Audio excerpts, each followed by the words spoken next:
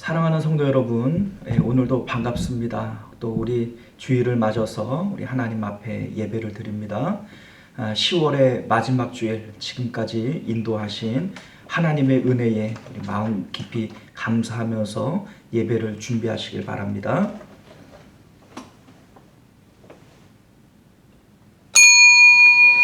네, 지금으로부터 10월 25일, 10월 마지막 주일 오전 예배 우리 하나님 앞에 드립니다. 다 같이 묵도하십니다.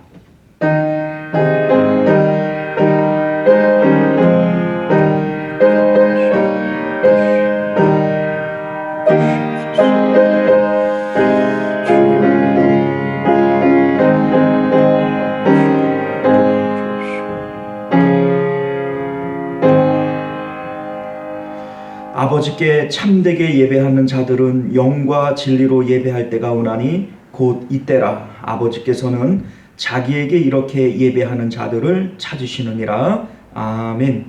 존귀하시고 은혜로우신 우리 주 하나님, 오늘도 우리에게 거룩한 주일을 허락하여 주옵시고 하나님 앞에 나와서 예배할 수 있는 은혜를 주신 것 너무나 감사드립니다. 하나님께서 찾으시는 예배자, 하나님께서 기뻐하시고 복 주실 예배자, 그 예배자가 우리가 될 수 있도록 성령께서 친히 우리 마음을 감동하여 주시옵소서. 거룩하신 우리 주 예수님 이름으로 기도드리옵나이다. 아멘. 네, 우리 다 같이 찬송가 19장 1절 찬양 우리 하나님 앞에 드립니다.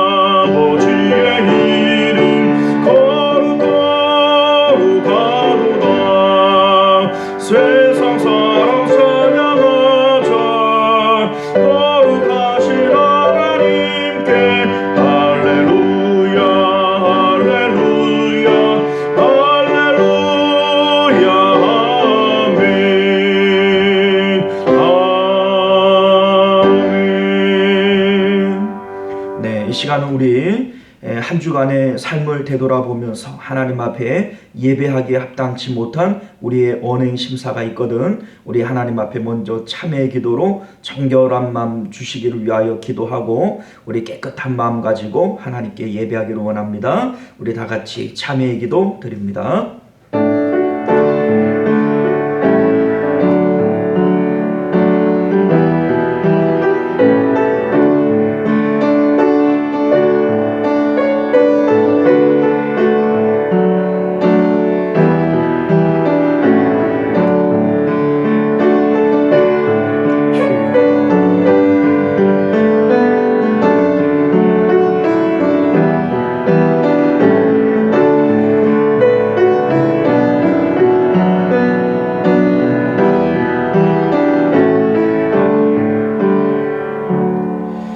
하나님이여, 주의 인자를 따라 내게 은혜를 베푸시며 주의 많은 긍휼을 따라 내 죄악을 지워주소서.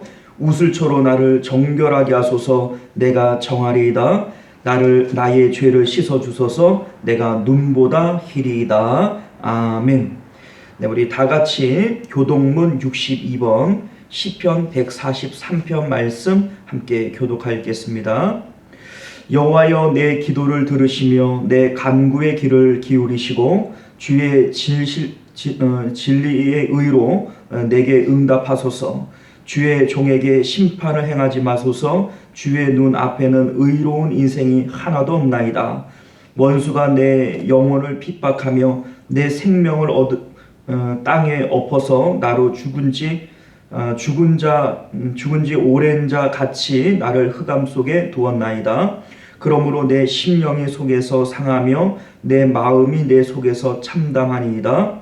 내가 옛날을 기억하고 주의 모든 행하신 것을 읊조리며 주의 손이 행하시는 일을 생각하고 주를 향하여 손을 펴고 내 영혼이 마른 땅같이 주를 사모하나이다.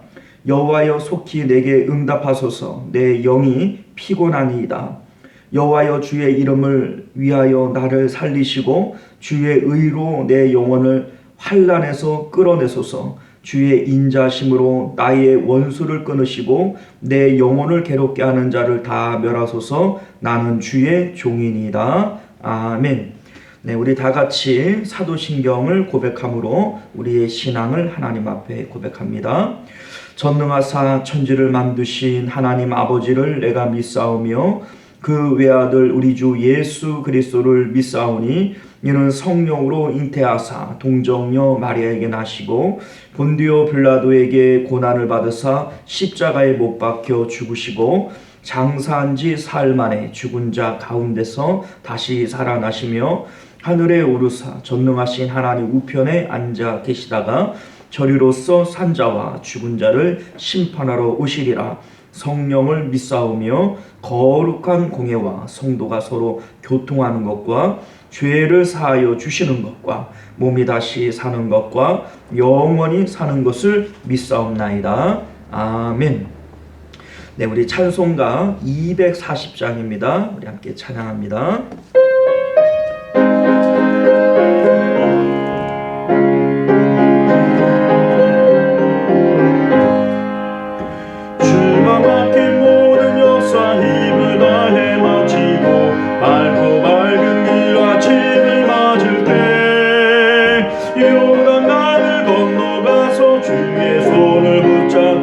기쁨으로 주의 얼굴 배우리.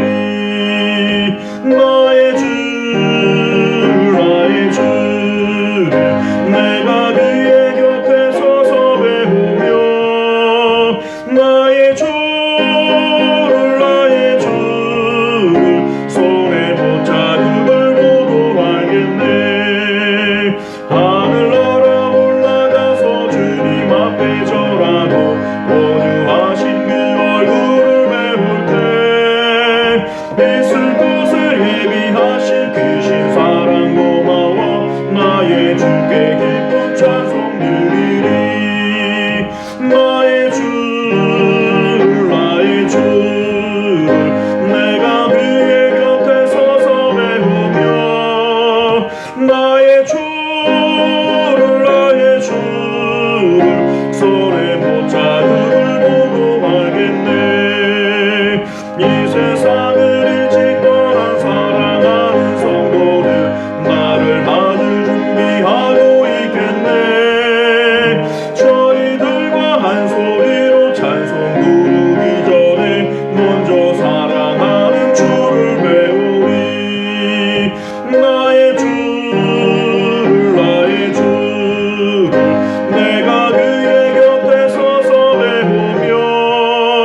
나의 주를 손에 못자국을 보고 알겠네.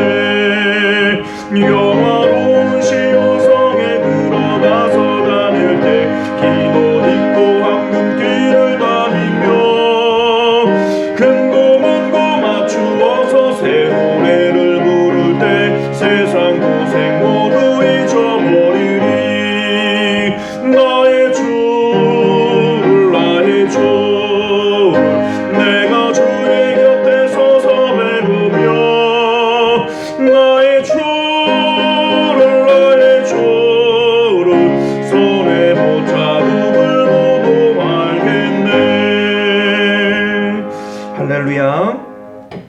네, 우리 하나님 주시는 말씀 함께 봅니다. 마태복음 13장 18절로 23절까지 말씀, 신약성경 21페이지 됩니다. 우리는 18절부터 23절까지 함께 교독해서 읽겠습니다.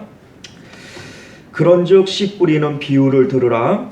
아무나 천국 말씀을 듣고 깨닫지 못할 때에는 악한 자가 와서 그 마음에 뿌려진 것을 빼앗나니 이는 곧 길가에 뿌려진 자요 돌밭에 뿌려졌다는 것은 말씀을 듣고 즉시 기쁨으로 받되 그 속에 뿌리가 없어 잠시 견디다가 말씀으로 말미암아 환난이나 박해가 일어날 때에는 곧 넘어지는 자요 가시떨기에 뿌려졌다는 것은 말씀을 들으나 세상의 염려와 재물의 유혹의 말씀에 막혀 결실하지 못하는 자요, 좋은 땅이 뿌려졌다는 것은 말씀을 듣고 깨닫는 자니 결실하여 어떤 것은 100배, 어떤 것은 60배, 어떤 것은 30배가 되느니라 하시더라. 아멘.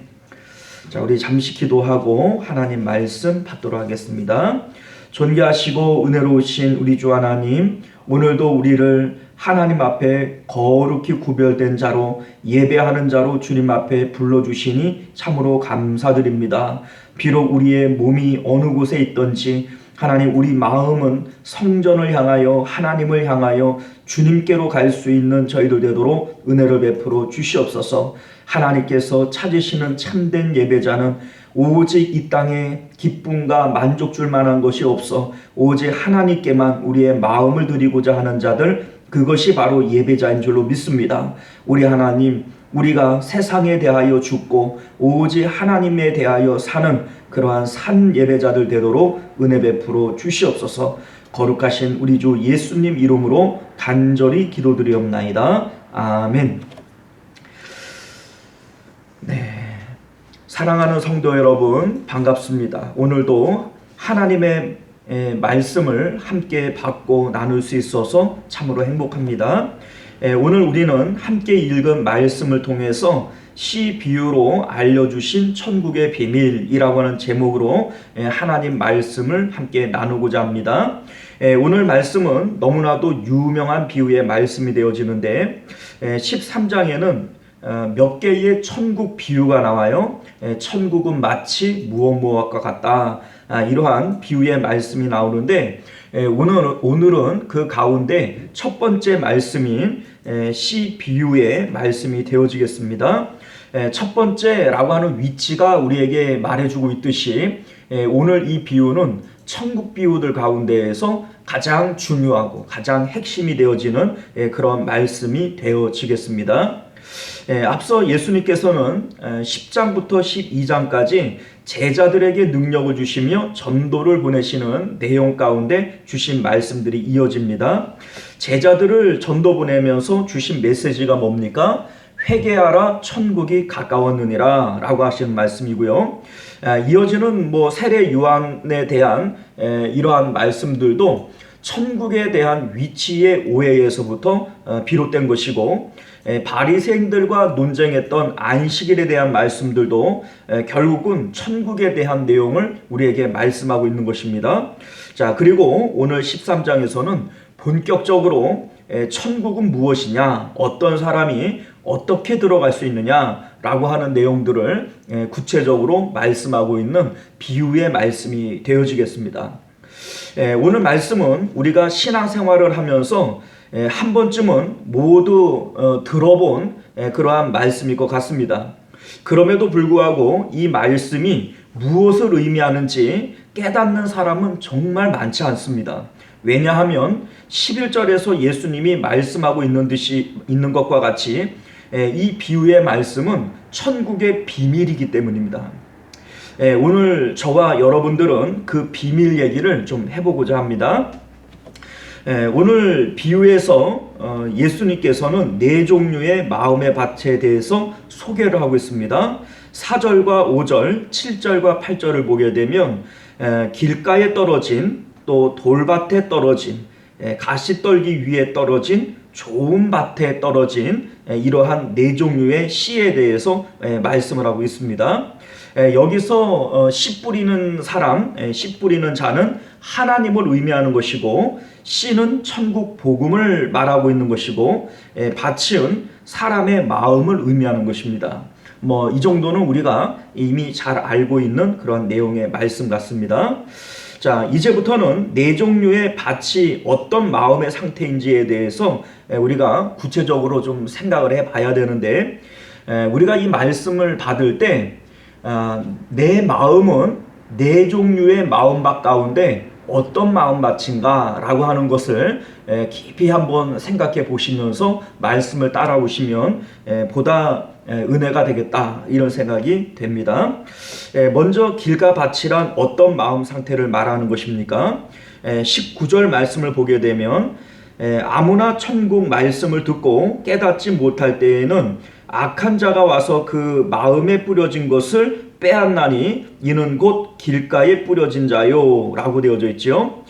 씨가 길가에 뿌려졌다라는 것은 사람들이 많이 지나다니는 길이기 때문에 땅이 딱딱하게 다져져서 씨가 떨어져도 땅 속으로 들어가지를 못합니다. 그래서 그대로 있다가 새들 혹은 악한 자가 와서 빼앗아 간다, 또 먹어버린다, 이렇게 성경은 말씀하고 있습니다. 자, 이 말씀은 천국 복음을 듣기는 듣지만 전혀 자신과는 무관하게 받아들이는 겁니다.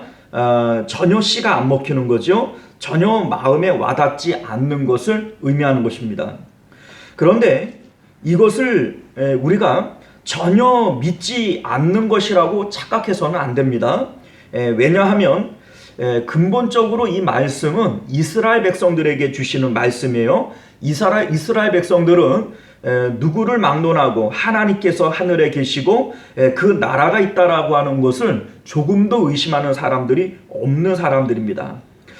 하다못해 예수님으로부터 책망을 받았던 바리새인들도 우리가 알다시피 천사도 믿고 또 천국도 믿는 그러한 사람들이었습니다. 오늘 말씀은 바로 그런 이스라엘 백성들에게 주신 말씀이라고 하는 것을 감안해 볼 때 지금 길가에 떨어졌다라고 하는 것은 전혀 불신자에게 하는 말씀이 아니라 천국도 있고 하나님도 계시다라고 하는 것을 분명히 믿는 사람들에게 주시는 말씀이에요. 그럼에도 불구하고 씨알이 안 먹히는 거죠. 이 말씀은 사실과 현실을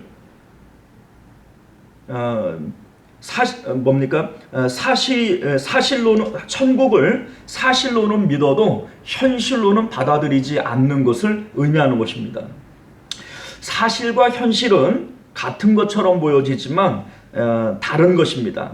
자, 어떻게 다르냐? 예를 들면요, 우리는 모두 죽습니다. 반드시 죽습니다. 이것은 틀림없는 사실입니다. 그럼에도 불구하고 내가 지금 죽는다라고 하는 것에 대해서 현실로 받아들이는 사람은 극히 많지 않습니다. 죽기는 죽지요, 언젠가는. 그래서 이 죽음이라고 하는 것은 사실로는 받아들이지만 현재의 내 삶 속에 현실로 받아들이지 않음으로써 먼 미래의 것으로 생각하는 것입니다. 또 한 가지, 미국이라고 하는 나라는 분명히 존재합니다. 우리가 그것을 모르지 않지요. 이것은 틀림없는 사실입니다. 그러나 지금 대한민국에 살고 있는 우리는 미국이 아무리 좋은 나라고 아름다운 나라라 할지라도 나에게 전혀 영향을 미치지 못합니다. 그러니 틀림없는 사실인 것은 맞지만 현실로는 받아들이지 않는 것이죠. 즉 천국이 존재한다라는 것은 틀림없는 사실이고 그것은 부인할 수 없는 일이지만 지금 내 현실에는 전혀 영향을 주지 못하니 천국 복음을 들어도 내게는 무용지물이 됩니다. 나중에 죽을 때, 언젠가는 죽을 때 그때나 내게 필요한 것이 천국이지 지금은 아무짝에도 쓸모없는 것이 천국이기 때문에 새들이 쪼아가고 악한 자가 빼앗아 간다 할지라도 조금도 신경 쓰지 않는 이것이 바로 길가밭에 떨어진 복음이다 라고 하는 것이죠. 직장 생활을 할 때 천국을 쓰지 않습니다. 학교에서 영어 수학 공부를 할 때에도 천국을 사용하지 않습니다. 가정에서 자녀들을 양육할 때에도 천국을 쓰지 않고 동창들과 모임을 가질 때에도 천국을 쓰지 않습니다. 집에서 살림을 할 때에도 천국을 쓰지 않습니다. 천국이 이 땅에서는 무용지물이라고 생각하는 것이죠. 예수님께서는 분명히 천국이 가까이 왔다라고 말씀하고 계시는데 그 가까이 온 천국이 우리의 삶 속에 아무런 영향을 미치지 못하고 있다면 우리는 깨달아야 합니다. 천국은 아직 내게는 멀리 있는 것입니다. 왜냐하면 내게 천국이 가까이 왔다면 분명히 우리의 삶을 변화시켜야만 합니다. 복음이 12제자의 삶을, 사도 바울의 삶을, 초대교회의 성도들의 삶을 변화시켰던 것처럼 가까이 온 천국은 오늘날 우리의 삶도 분명히 영향을 미쳐야 옳은 것입니다. 두 번째, 흙이 얕은 돌밭에 떨어졌다라고 하는 것은 무슨 뜻입니까? 20절과 21절을 보면 돌밭에 뿌려졌다라는 것은 말씀을 듣고 즉시 기쁨으로 받되 그 속에 뿌리가 없어 잠시 견디다가 말씀으로 말미암아 환난이나 박해가 일어날 때에는 곧 넘어지는 자요 라고 되어져 있습니다. 자, 우리 한국에 있는 토양을 생각하면 안 돼요. 우리는 돌밭 이렇게 얘기를 하면 돌이 자갈이 많이 섞여 있는 그러한 밭이다 라고 생각하기 쉽습니다만, 이스라엘의 땅은요 석회질의 안반이 놓여져 있는 그러한 땅들이 많이 있습니다. 그래서 예수님이 묻힌 그러한 무덤도 석회 바위를 파고 그 속에 시체를 안장하는 그러한 무덤입니다. 자, 그러한 커다란 바위 위에 흙이 겉에 살짝 덮여 있는 거예요.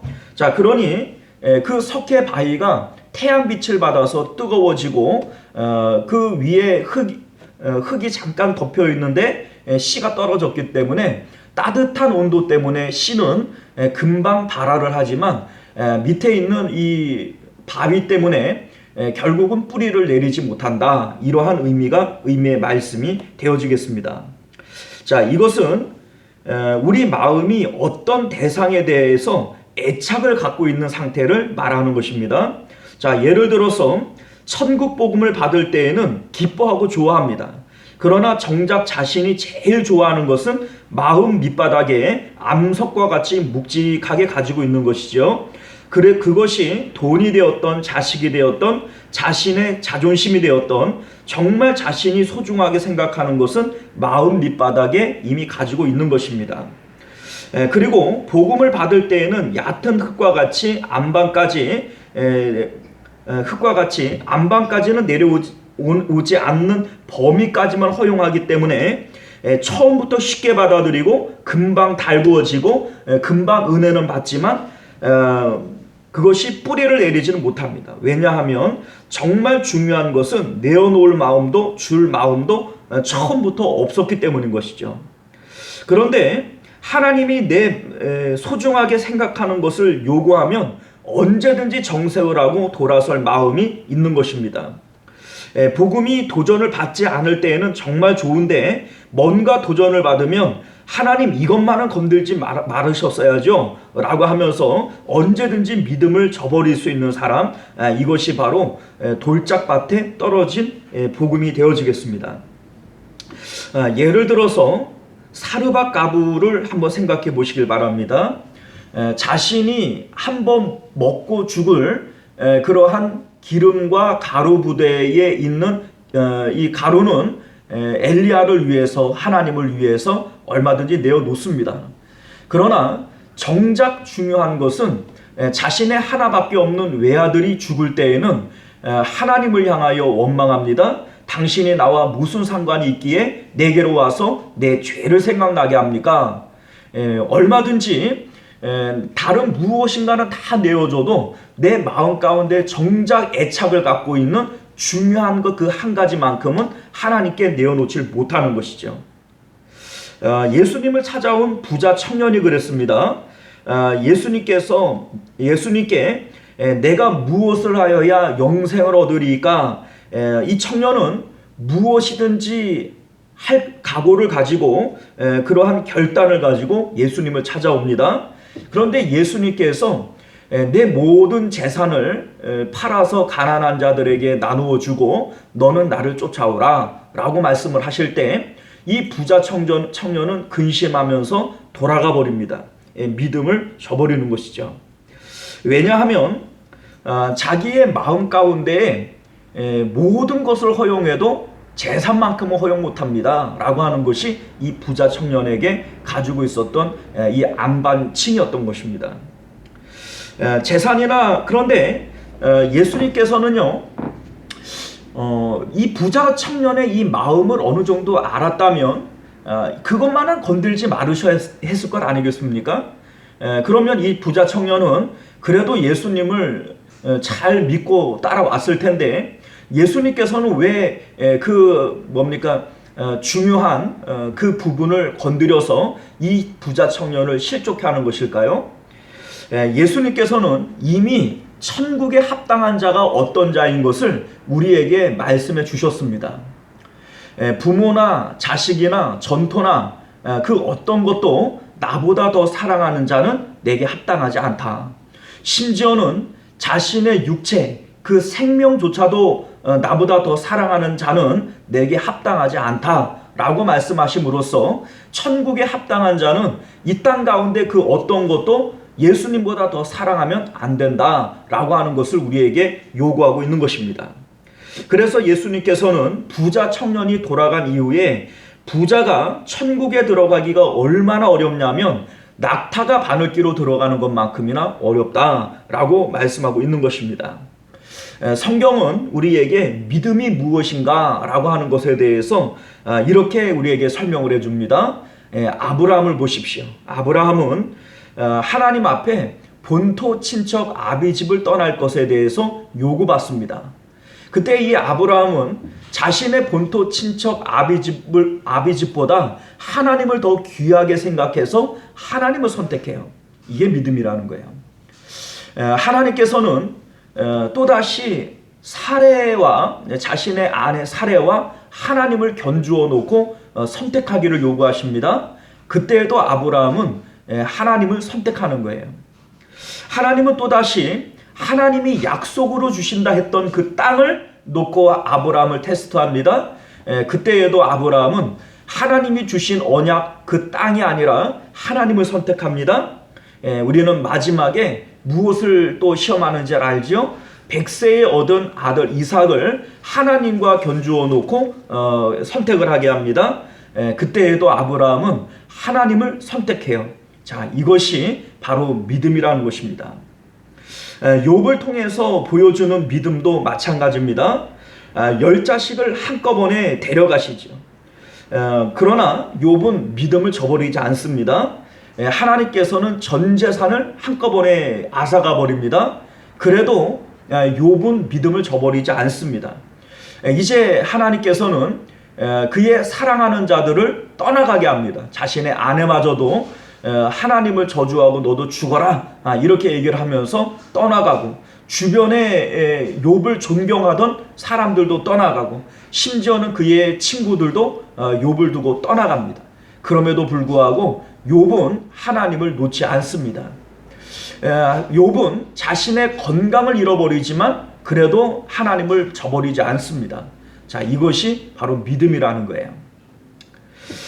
환난이나 박해를 만날 때 곧 넘어지는 것, 이것은 하나님 앞에 합당한 믿음이 아니다 라고 하는 것을 성경이 말해주면서 참된 믿음은 우리 마음 가운데 여러 가지의 안반층이 있어요. 자식이라고 하는 안반층, 재산이라고 하는 안반층, 자신의 건강이나 생명이라고 하는 안반층, 이러한 것들이 우리 밑에 있다 할지라도 이것을 뚫고 나가는 것이 이게 믿음이다 라고 하는 것을 우리에게 말씀하고 있는 것입니다.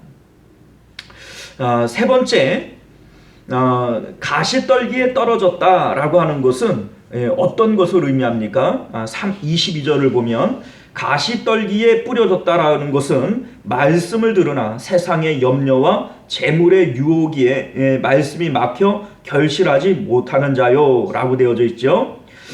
재물의 유혹, 우리 마태복음 6장에 보면 재물과 하나님을 겸하여 섬길 수 없다라고 얘기하는 것처럼 여기에 나오는 이 재물이라고 하는 것은 대표적인 염려와 유혹의 대상이 되는 것을 우리에게 말씀하고 있는 겁니다.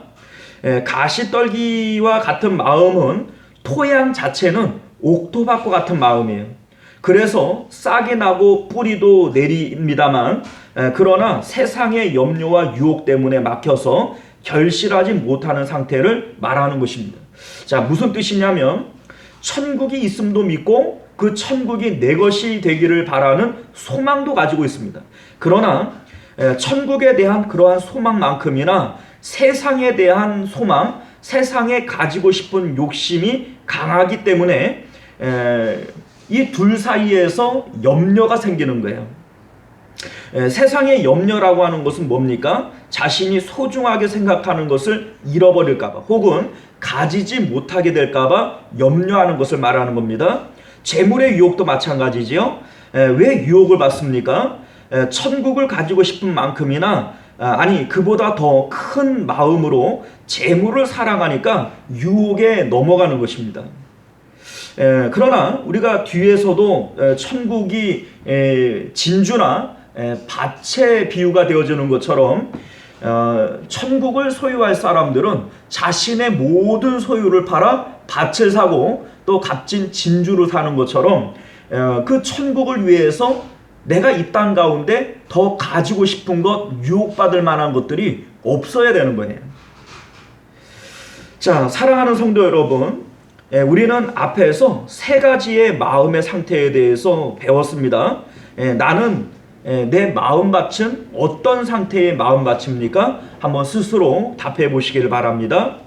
길가와 같은 마음은 어떤 마음이었습니까?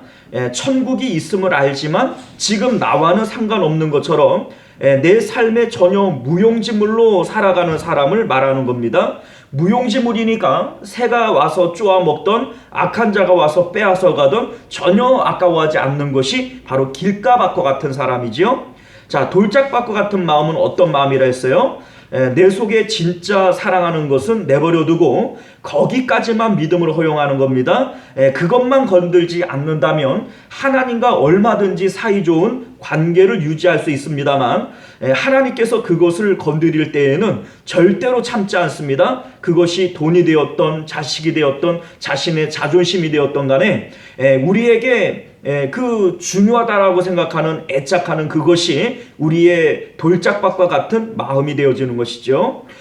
가시밭과 같은 마음은 어떤 마음이라 했습니까? 천국을 사랑하고 사모하는 마음은 가지고 있습니다. 그러나 그것만큼이나 세상을 사랑하고 사모하는 그러한 마음도 가지고 있기 때문에 그래서 세상에 대한 염려와 유혹이 천국을 사랑하는 마음을 막아 더 이상 결실하지 못하게 하는 것이 바로 이 가시떨기와 같은 마음이 됩니다.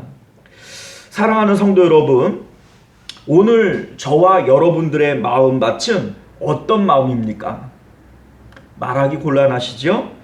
우리가 바로 길가와 같은 마음이고 돌짝밭과 같은 마음이고 가시떨기와 같은 그러한 마음의 사람들입니다.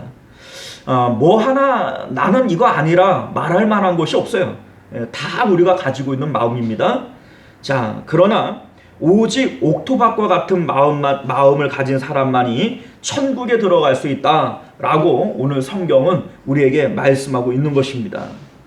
자, 어떤 마음이 옥토밭과 같은 마음일까요? 23절을 보면 좋은 땅에 뿌려졌다는 것은 말씀을 듣고 깨닫는 자니 결실하여 어떤 것은 100배, 어떤 것은 60배, 어떤 것은 30배가 되느니라 하시더라. 자, 좋은 땅, 이 옥토밭과 같은 땅, 말씀을 듣고 깨닫는 자의 마음을 말하는 것이다. 이렇게 설명을 하지요. 이들은 어떻게 이 말씀을 듣고 깨닫게 되는 것일까요? 믿었기 때문이라는 겁니다. 말씀을 믿었고 그 말씀대로 사모하며 기다렸고 그래서 말씀을 들을 때에 듣고 깨달았다라고 하는 것이죠. 자, 이것을 이렇게 설명해 보면 좋을 것 같습니다. 사람이 돈이라고 하는 이름을 알게 되면 그 돈을 믿게 되지요. 돈을 가지고 싶어 합니다. 자, 여기서 믿는다라고 하는 것은 돈이 있으면 내가 행복하겠다, 만족할 것 같다, 이러한 생각을 갖게 되어지는 것이 돈을 믿는다라고 하는 것이죠. 그렇게 돈을 믿는 사람은 돈을 가지고 싶어 합니다. 돈을 그리워하는 것이죠. 만약 이 사람이 돈을 믿지 않는다면 돈 그게 뭐야? 그게 있다고 내가 기뻐하고 만족하겠어? 라고 생각을 한다면 그 사람은 돈을 가지고 싶어 하지 않을 것입니다. 그런데 이 사람이 돈을 믿어서 가지고 싶어 한다면 돈을 그리워하며 또 돈 얘기가 나오면 기가 막히게 알아듣게 되지 않겠습니까? 자, 그러니 여기서 말씀을 듣고 깨닫는 자라고 하는 것은 천국의 이름을 듣고 천국을 믿고 천국을 그리워했던 사람들이었다라고 하는 것을 우리가 알게 된다는 것이죠.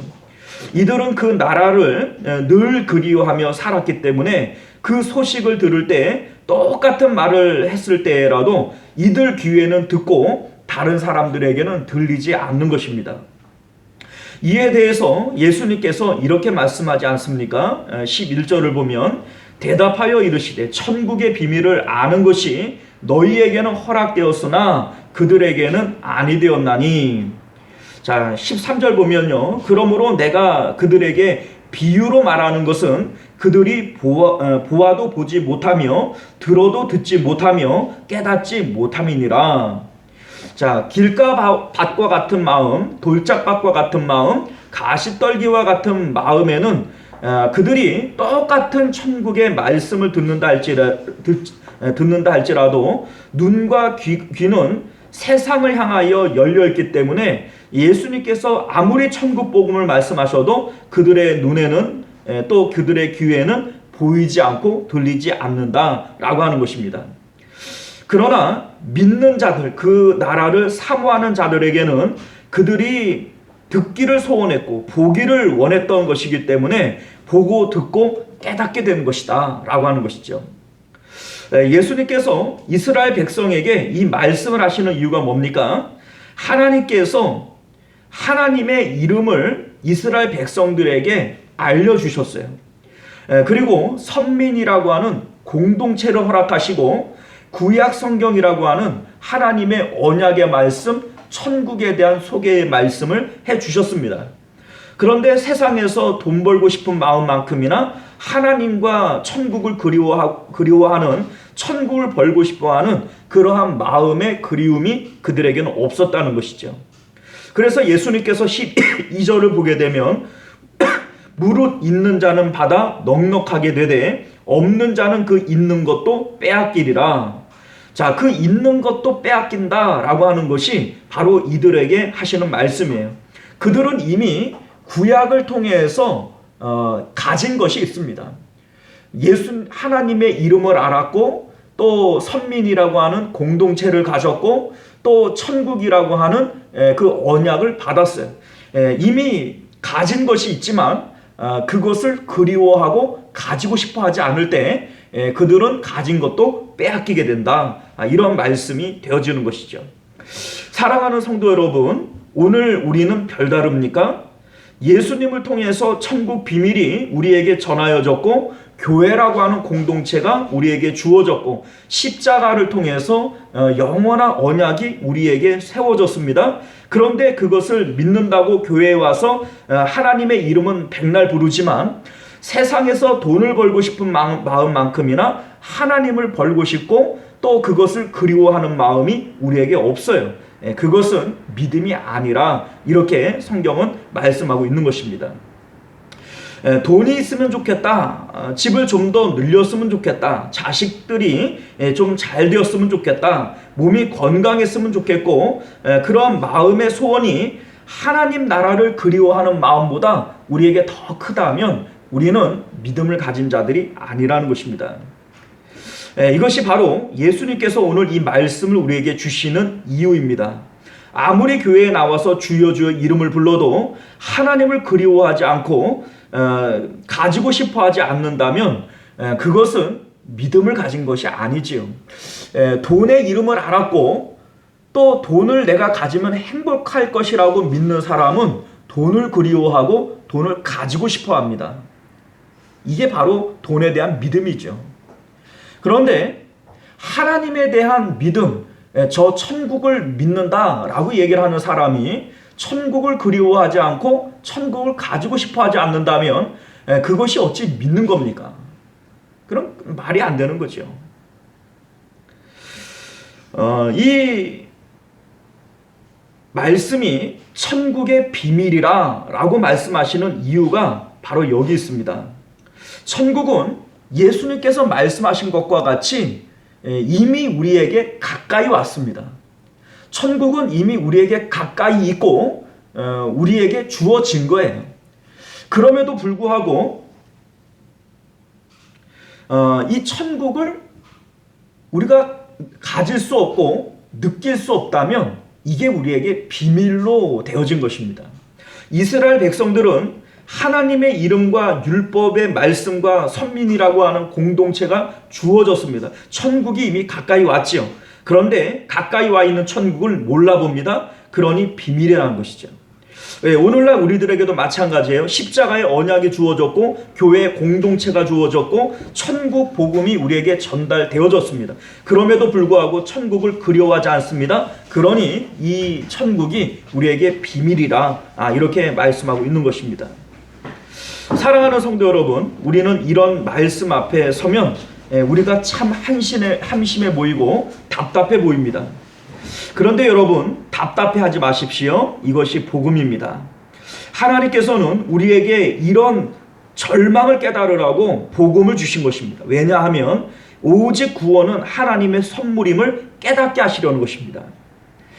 오늘 우리는 이 말씀이 무슨 뜻인지 몰랐고 무슨 뜻인지 알았다 할지라도 스스로 우리의 힘으로 결코 도움받지 될 수 없는 그러한 존재인 것을 우리는 깨달아야 합니다. 제자들도 마찬가지였습니다. 오늘 이 말씀을 듣는 제자들은 이 말씀을 이해했습니까? 못했습니다. 10절과 11절을 보면 제자들이 예수께 나와 이르되 어찌하여 그들에게 비유로 말씀하시나이까? 그들에게만 비유로 얘기한 것이 아니라 제자들에게도 비유로 말씀하신 것이지요. 대답하여 이르시되 천국 비밀을 아는 것이 너희에게는 허락되었으나 그들에게는 아니 되었나니 라고 말씀하십니다.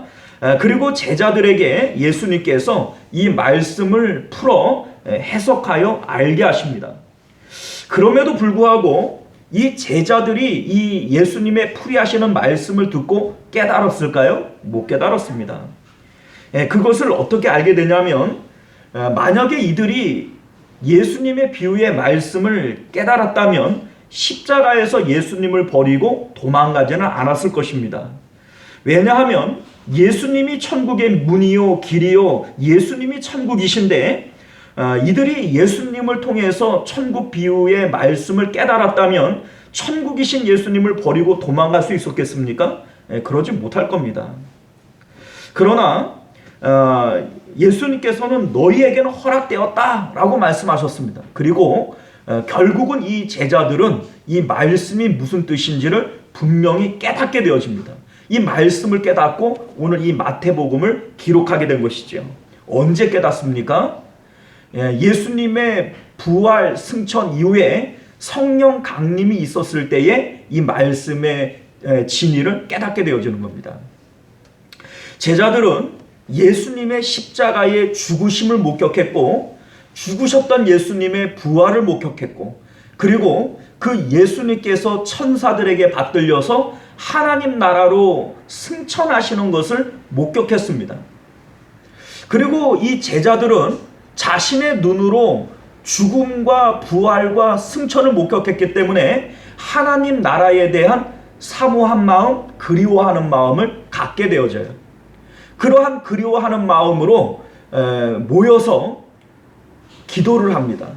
그러다가 오순절날 성령의 임재하심을 경험하게 되는 것이죠. 하나님을 그리워하는 자들, 저 천국을 사모하는 자들에게 하나님께서는 성령을 선물로 주시게 되고 그 성령께서 이 말씀, 진리의 말씀들을 깨닫게 하시는 것입니다. 오늘 우리들도 마찬가지입니다. 우리의 힘으로 우리의 마음밭을 옥토밭으로 만들지 못합니다. 밭은 농부가 만드는 것이지 밭 스스로가 무슨 옥토밭으로 변화될 수 있겠습니까? 이에 대해서 성경은 우리에게 이렇게 말씀하십니다. 호세아서 10장 12절을 보면 너희가 자기를 위하여 공의를 심고 인애를 거두라. 너희 묵은 땅을 기경하라. 지금이 곧 여호와를 찾을 때니 마침내 여호와께서 오사 공의를 비같이 비처럼 너희에게 내리시리라. 자, 너희 묵은 땅을 기경하라. 우리는 우리 스스로 마음밭을 기경할 수 없는 자입니다. 그러기에 지금이 곧 여호와를 찾을 때라고 성경은 우리에게 말씀하고 있는 것이죠.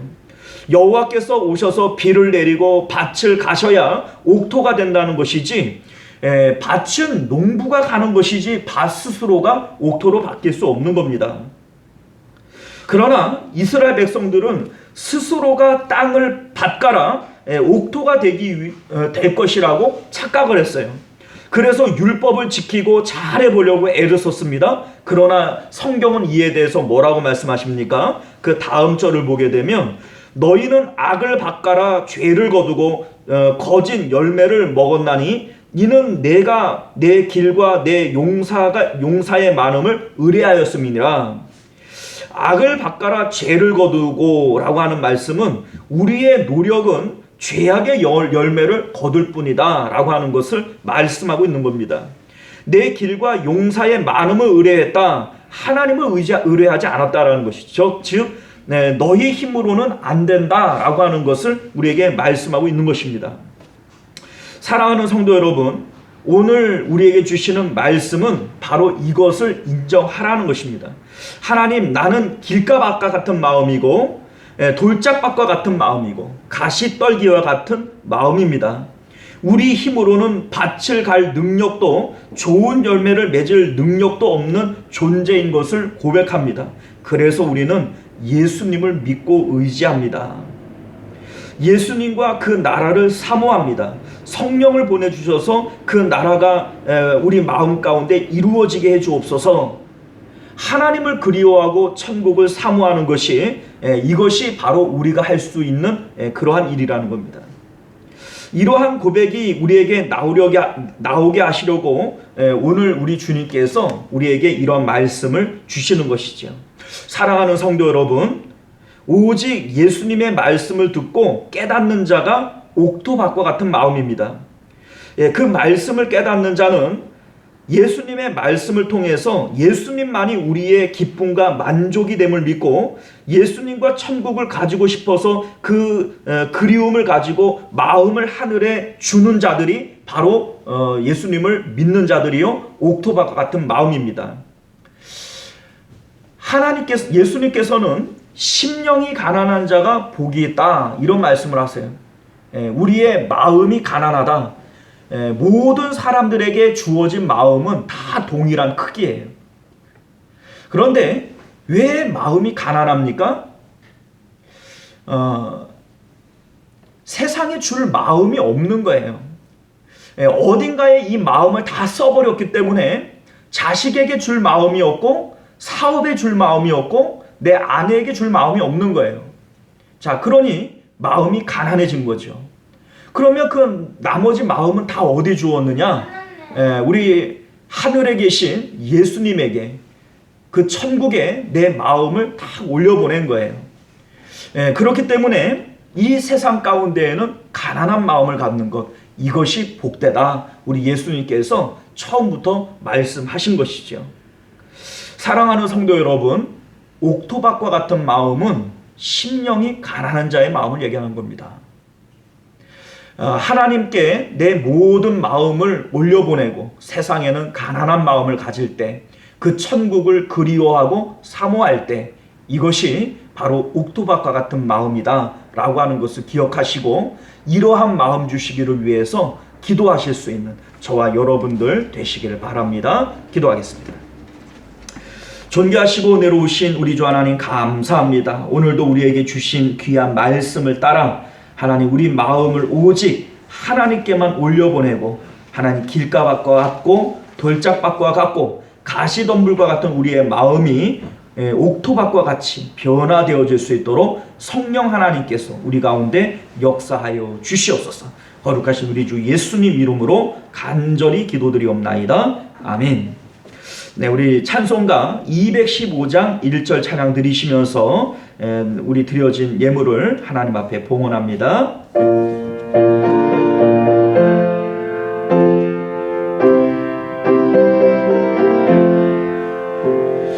내 죄 속해 주신 주께 힘과 정성 다하니 나의 온갖 어림 심사 주를 위한 것이세. 내게 있는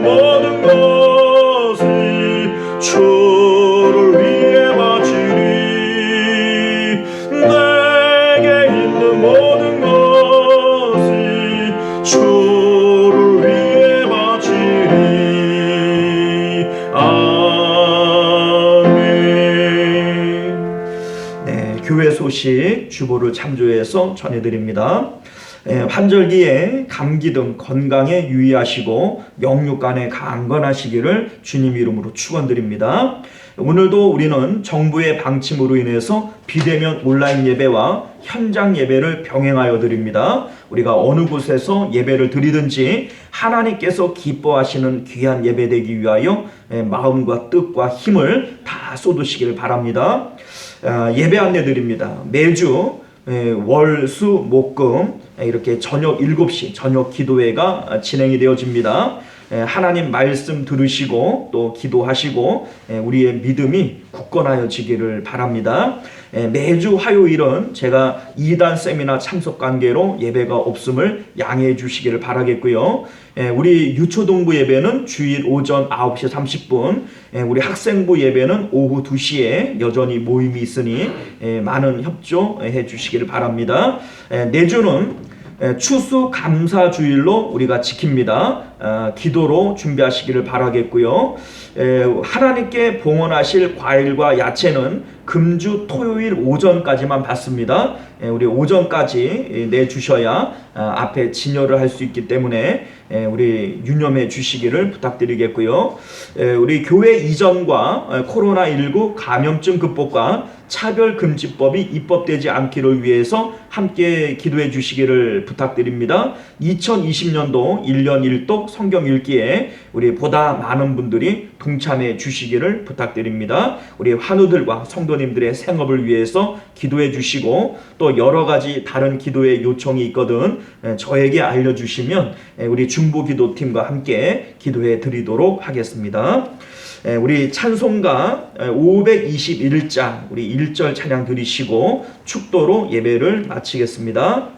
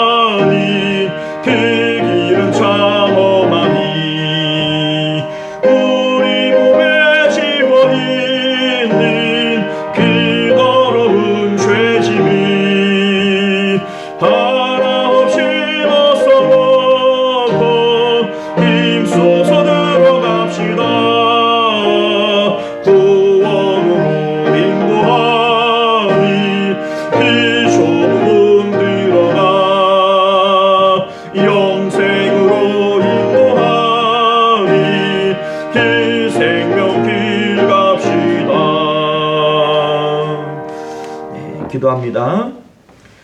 지금은 우리를 위하여 십자가상 위에서 몸버려 피 흘려 죽어주신 예수 그리스도의 은혜와 하나밖에 없는 예수 그리스도 그 외아들을 우리를 위하여 아낌없이 내어주신 하나님 아버지의 극진하신 사랑하심과 내주하시고 교통하시고 우리 안에 천국을 구려하는 자들에게 천국을 보여주시는 성령 하나님의 인도 보호하심이 오늘도 말씀을 따라 저 천국을 갖고 싶어하고 그리워하고 마음에 소유하기를 원하는 우리 모든 성도님들과 그들의 가정과 자녀들과 그들의 생업 가운데 그리고 우리 시원성교회와 만국교회 가운데 지금으로부터 영원토록 함께 있을지어다. 아멘.